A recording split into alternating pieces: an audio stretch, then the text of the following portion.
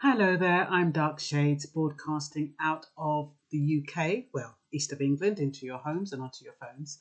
Welcome to my channel. I don't know how many of you know, but I've started answering texts on a Wednesday between 7 p.m. and 9 p.m.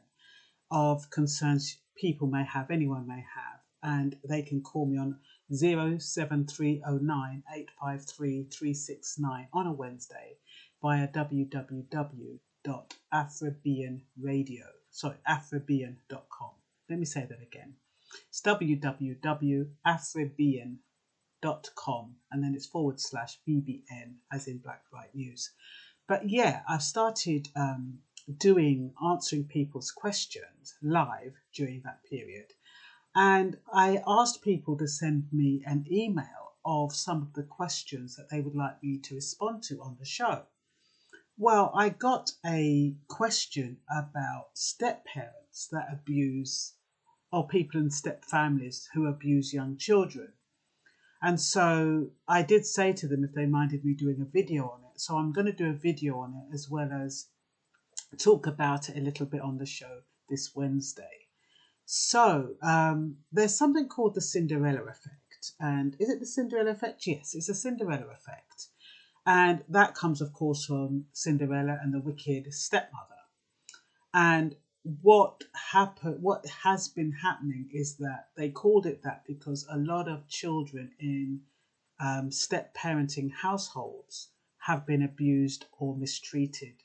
And I'm sure we've heard a lot about how that woman who was raped twice a week by her stepfather from the age of 4 until the age of 14. If you haven't, I'm going to put the link in. But it's happened to so many young children where step parents, it's usually the step, in terms of sexual abuse, it is normally, sadly enough, the stepfather, even though it does work the other way, but predominantly it is that, even though the stepmother is more likely to be wicked in other ways, maybe getting them to be skivvies and stuff like that. But that's not to take away, genuine, caring, loving step parents, of which there are many. So when we're thinking about the abuse of stepchildren or people in step families, I kind of ask myself, how does it happen? Number one, is it the parents' poor choice of a man? Is it the parents' low? Is it, well, if it's let's talk about, to make it easier, let's talk about women who are single parents for whatever reason, and they decide to take on a man, bring that man into their home with their female children. And female children, whether from whatever age, they are so vulnerable. If you think about back in Victorian ages, women were seen as sexual objects. They were there, they were baby machines, they were there on call to give sex to their husband and to look after the household. The husband would have all the money, the husband would take over, and a woman was basically a glorified slave. And so that still happens to a degree in the minds of some men. They believe that females are there for their sexual gratification, nothing else. And so when you see these paedophiles preying on young girls, and when you think of mothers who take men into their homes and do not even think of the possibility that that could happen, it's very sad. Every woman who brings a strange man into their home, into the home where they have female children or even male children, with the rise in, young boys being abused and sexually raped and all of that stuff, whether they're male or female. If you've got young children, you've got to be careful of your partner, who you're bringing in. Sometimes we think we have good judgment. When we accept somebody into our lives, a lot of the time we believe that that person is a good person. And we can't even imagine them being immoral or brutalizing our children or violating our children. We just can't imagine it. And so, if, and the thing is that a lot of the men that are, I'll talk about men for now, a lot of the men who come into the household, they come in as a protective element.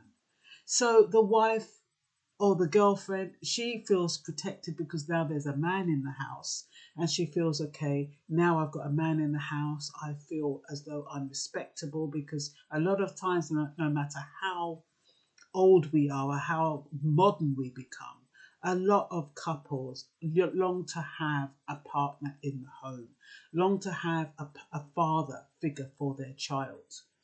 And that is what they're thinking at the time. So when they're bringing a man or a partner into their home, they're just thinking, oh, great, I've got a father for my children. They're not thinking that that man is looking at their child and leering after their child when they see that little girl in a little skirt, or she's bending over in front of them. They don't know that that man is having weird thoughts about their child. So when they're saying, oh, well, I'm going off to work, and Johnny's going to be looking after you, and that child is left under the guise of that man, and then to make it worse is that the child hasn't got anyone to turn to.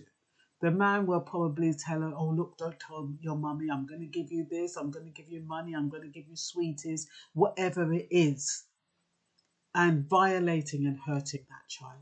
And sometimes the mother doesn't even notice when the child has gone quiet, a change in behavior.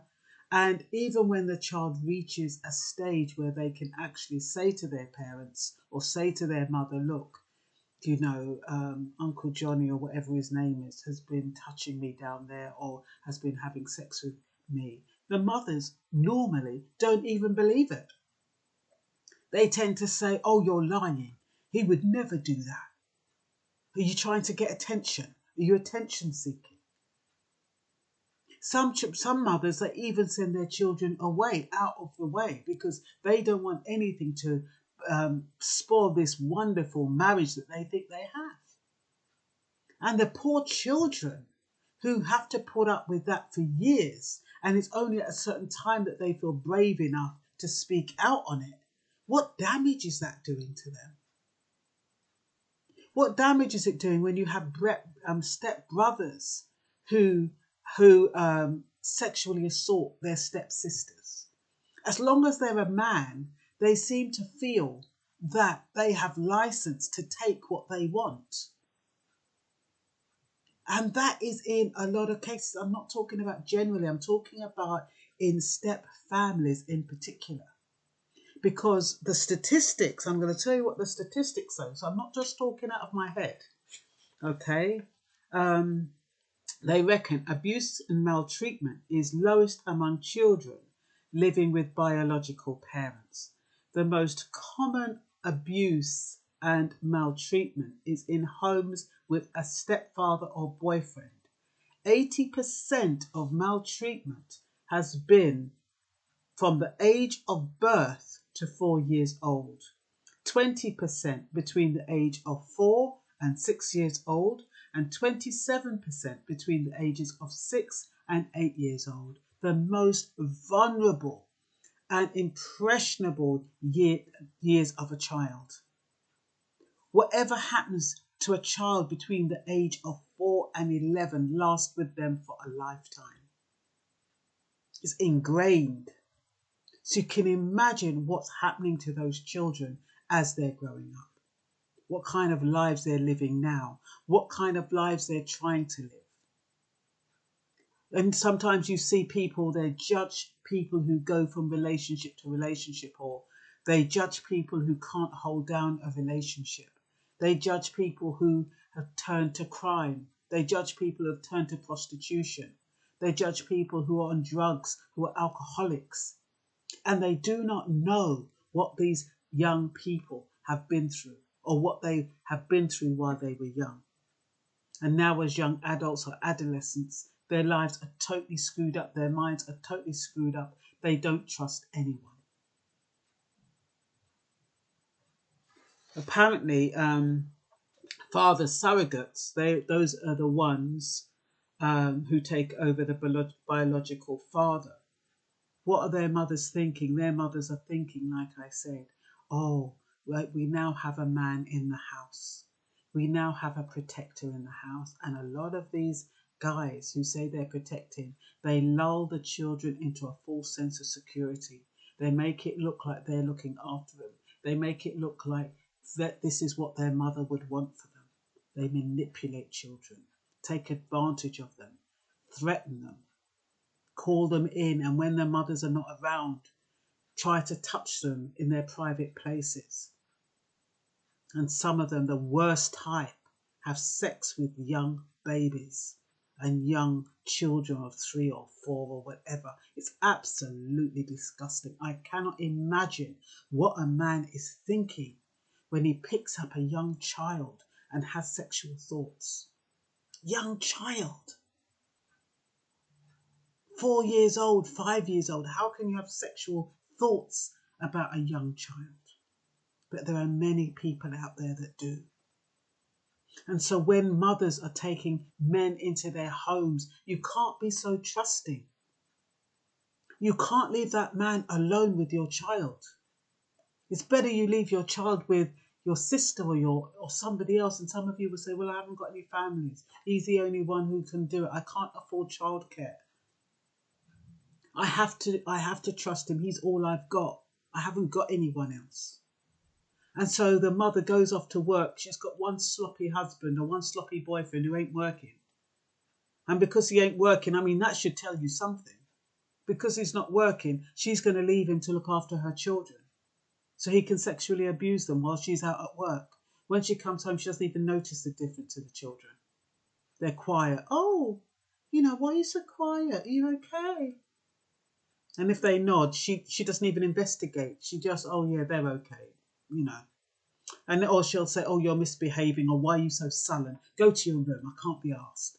You know what I mean? And in some religions, I know in Jehovah's Witness religions, it has to be actually authenticated. If somebody alleges sexual abuse in a family, it has to be authenticated by 1 or 2 people, more people in the family, in the household. So if you know that's the repercussions, are you going to bloody say anything? I mean, there's so many reasons why children are afraid to speak out. Sometimes they don't want to get their mother in trouble. Sometimes they think the mother's not going to listen or hear. Sometimes they think about the wider repercussions. Who's going to believe me? And the power or the influence of the person who's actually abused them. What kind of power do they have? What kind of influence? Are they the main breadwinner? If he gets booted out, is the mother going to be able to survive? And is that child going to think, oh, well, I'm going to be responsible for my mum not having any money? The children take on so much guilt and responsibility. It's untrue. Child protection services were called more when there was a man in the home than when there was no men in the home. And I'm assuming when they mean man as opposed to father, biological father, they just mean like boyfriends and stepfathers.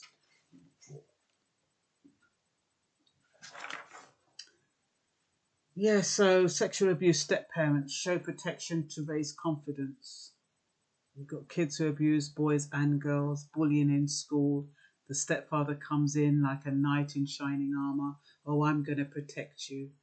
Lures the children into a false sense of security because he's shown that he can stand up for them in a school situation where they were being bullied. And then if the child misbehaves, or if the child is cheeky, or if the child stands up to him, it's almost like that abuse takes on the case of, I'll teach you a lesson. And so because a child stands up against the stepfather, because of what reason, whether she shouts at him or is disrespectful or whatever, he decides to take his revenge in that way. That is how sometimes these things happen. Or while the wife or the mother is gone about her business.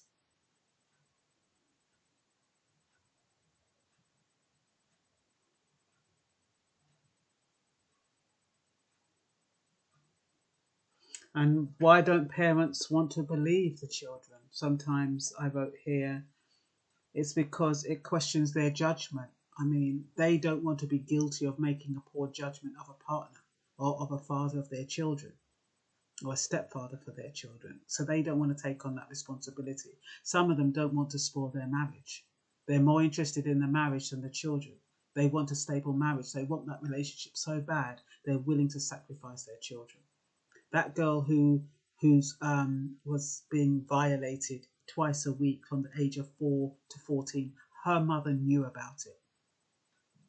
Can you imagine what has happened to that woman who she can't even go to her mother because her mother knew that the stepfather was leaving her marital bed and abusing her daughter, having sex with her daughter from the age of 4 to 15.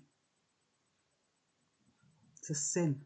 Honestly, I feel quite emotional about that. What else have I got here? Yeah, most children fear the repercussions. I did say that. Is anyone going to believe me? What position does the abuser hold? What's going to be the outcome? You know, a lot of children, what's going to happen to me? Am I going to get hit? Am I going to be punished? Am I going to be sent off? Am I going to be rejected? You know, all of those things, a young child and a lot of adults, they have this misconception that children will grow out of whatever pain and trauma that the parents have put them through. They kind of believe that, you know, once you're young and you grow up, you don't remember anything. So as far as they're concerned, they can abuse you like hell, and when you grow up, you're not going to remember. But every child remembers. People remember. Children remember from the age of 3 and 4. It's been scientifically proven that children remember from the age of 3 and 4 what was done to them.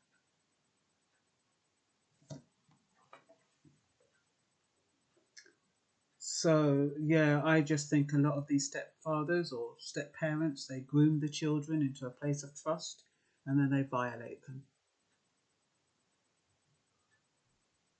Sometimes, like I said, you know, it's not always, sometimes we say that parents are selfish for not looking after their children better. But sometimes, like I said, it's the pressure on the parent to keep their act together. Jennifer Lopez, she wasn't talking about child abuse, but she was talking about what she did in order to keep her marriage together, how she put her needs aside and allowed her husband to take front stage over her. And, you know, she did it just to keep the marriage together. She wasn't happy about it. And you'd be surprised what some women will do to keep their marriage together. What some women will do just for a man. And I know they used to have, in certain countries, mothers would give their children out for sex so that they could get money to pay their rent. They'd give their own children out for the stepfathers or their partners to have sex with them, just so that they got money to buy food and pay rent and pay their bills. Can you imagine?